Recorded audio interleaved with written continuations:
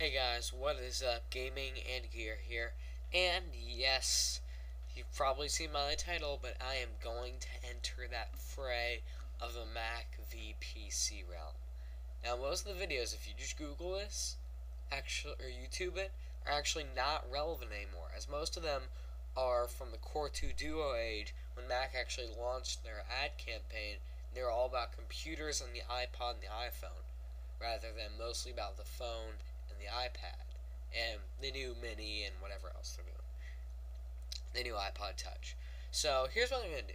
I'm not gonna say PCs are better because or Macs are better because, and that's just the overall winner. Because if you've probably guessed, if you've been watching actual non-fanboy videos, like I know Tech of Tomorrow's video is very neutral, and I really like that video for its neutrality. It's not that in depth, but for the basic user, it's definitely good. But I don't think Tech of Tomorrow has a very basic user audience. I think he made a fault there. But let's go over the pros of the PC, then the cons, then the Mac pros, and the Mac cons. And in part 2, I'll be recording my screen and going through live, so you'll get unfiltered me, which you normally do get actually. Just putting together a Mac and then a PC. And I've noticed a lot of people do this, and I'm just going over my side notes before I start. What they do is they get a Mac and they outfit it with the same specs instead of the video card, like a Mac laptop, and then they find an Alienware, and then they outfit it with like the exact same parts, but then they leave it at like the base graphics card, and they don't get that Alienwares are meant for gaming. They are also the worst gaming company for value out there. Origin is much better. Actually, I don't know about Origin. I meant to say Digital Storm. I don't know about iPower's laptops, but Digital Storm and Origin both have very nice laptops, and so that's great. So we're gonna only be going over desktop though, even though one side note, the Mac laptops are incredibly unenvironmentally friendly. The desktops, kinda, you can get the power supplies if you really unscrew it and get in there. But the laptops, no. Those things are environmental, like, nuclear barrels. Because the battery is, no, it's not like, I forget what it was screwed or something like that, like normal batteries are, and they have the little clip. No, this is soldered, or not soldered, glued. This is glued to the actual frame of the laptop. Not Tom's Hardware, iFixit. They are a very professional website. They gave this thing, I think, a 2 or 3 out of 10, which is awful. Fixability and environmental goodness. And they actually punctured the battery when they were trying to get it out. These are professionals. You can imagine what the home user would do that thing. This is like a people hazard. So if you're ever fooling around with your MacBook, if it's, the new Retina 1 Plus, don't screw around with the battery. Do not screw around with the battery.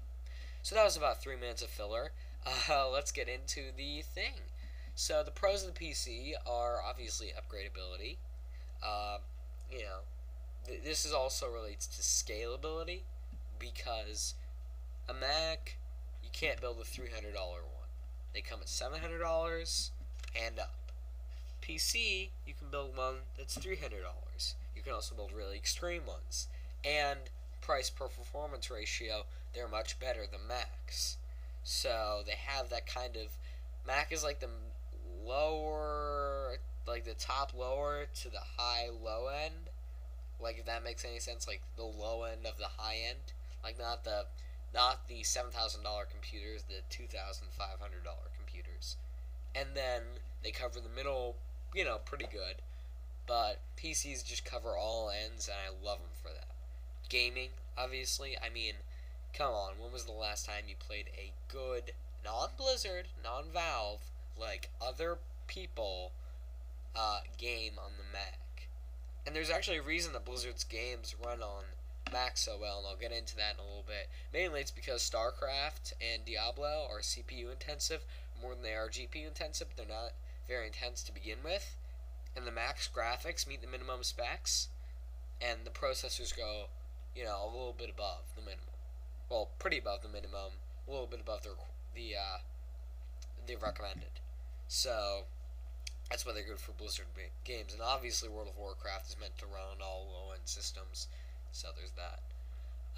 PCs also have a larger amount of software available, and there's free software available. I mean, you can get Lightworks 11. What is it? 11.0, I think is what it is. I'm not sure. I have it on my computer. I don't use it to edit because I haven't had the time to actually figure out how to use it yet. But I have it, and it works. I mean, it opens and works fine. It doesn't pester you to update it whenever you start your computer or buy the full version. I mean, there's tons of free options available for computers that you can, if you do some hunting around, you can get better, like, when it's better. I know you're probably not going to find a better calendar app, because, I mean, how much better can calendar apps get than, the standard? But you can find better video editing, you can find better sound editing, if you just look around or shop around. So, here's that.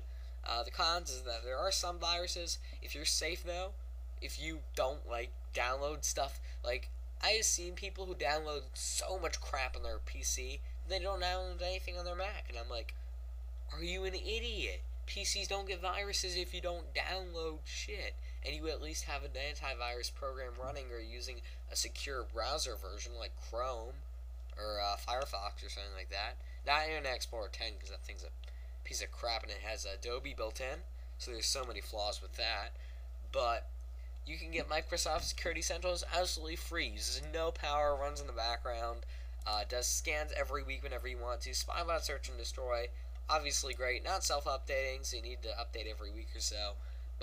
And then there's malware, anti-malbites, there's free AV, there's Norton if you want to pay, so that's great.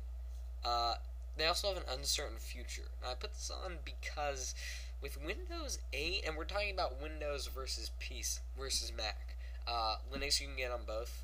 So, I mean, if you're a Linux guy, obviously just grab a PC because it'll run even better. I mean, there will barely be any difference because it both will run liquid smooth because it's very light. Mac OS X is a little bit lighter than Windows 7, I believe, but not as light as Linux. And Windows 8, you don't quite know what we're going to be getting, and then there's Ubuntu starting to appear on laptops, and I think the first Ubuntu Ultrabook just came out, or, no, it wasn't Ubuntu, you could get Mint, not Lint. You could get Mint, you could get Fedora, you could get Kubuntu, you could get a few different distros. Don't know if Ubuntu was on there. And then the Macs. So the pro of the Macs is they have friendly but a little bit product pushing customer support. I mean, I'll link to this in the description. Someone copied and put in a document the employee training manual for the geniuses, and they literally, they have solutions for everything. I remember I was reading the one about the iPad, and there's the typical person, well, I use a mouse, but I don't know if I can get used to touch. And the people will really, really try and sympathize with you in a secret way that kind of makes you want to buy the product a little bit more, even though you're going to be getting a worse product, just in my opinion, just because they have that friendly face. While PCs do have very friendly customer support, generally. I've never had trouble dealing with people customer support for Microsoft. Sorry, I'm still a little sick, so I don't really see that as much of a con. They look cool. I mean, you can get pretty good looking PCs if you just find a good case or, cool looking desktop. They come with nice bundled software, but you can get the same stuff on the PC for free. I already talked about that. Cons: really bad prices for upgrading. I think they charge, $200 to upgrade from a 4 gig to an 8 gig? I mean, that is freaking insane. This is not 2009 when RAM was expensive. This is 2012. RAM is dirt freaking cheap. And this is off their website. You can get a 4 gigabyte DIMM for $20. That's just a single DIMM, not the 2.2, which I think is a waste of money, because you'll just lose a little bit of bandwidth, but you save $10, so you can put that $10 towards getting another 4 gig DIMM, and then you have 8, but that's besides the point. The upgrades are limited after you buy it, and they're expensive, obviously. Bad specs compared to similar PCs. They're trash for gaming, obviously. I'm touching on these a little bit later because you've probably already seen these. Also, this is one that I don't see people put a lot. You have less nitty-gritty control of your hardware. You want to look at the BIOS and see exactly what your computer's software is running at, because you don't know if your RAM's really running at 1333 or 1600. Too bad, no BIOS for you. So, I mean, also, I remember I was reading this guy's post, and he said, I forget what forum this was on. I was installing Windows 7 on my Mac. It installed fine. Like, he split his hard drive. He then updated OS X to the new version, and they just put it on the hard drive. They don't care where it goes, like whether you've partitioned it or not, and it overlapped Windows 7. Like, Windows 7 became unstable, and he had to do a reinstall because OS X doesn't care where it puts its system files, which I think is awful. You also can't overclock, obviously, but pros and cons. Tell me what you guys think. Part 2 will be uploaded either tonight or tomorrow. I don't quite know. But thanks for watching. Please remember to rate, comment, favorite, and subscribe, and let the flame war ensue in the comments.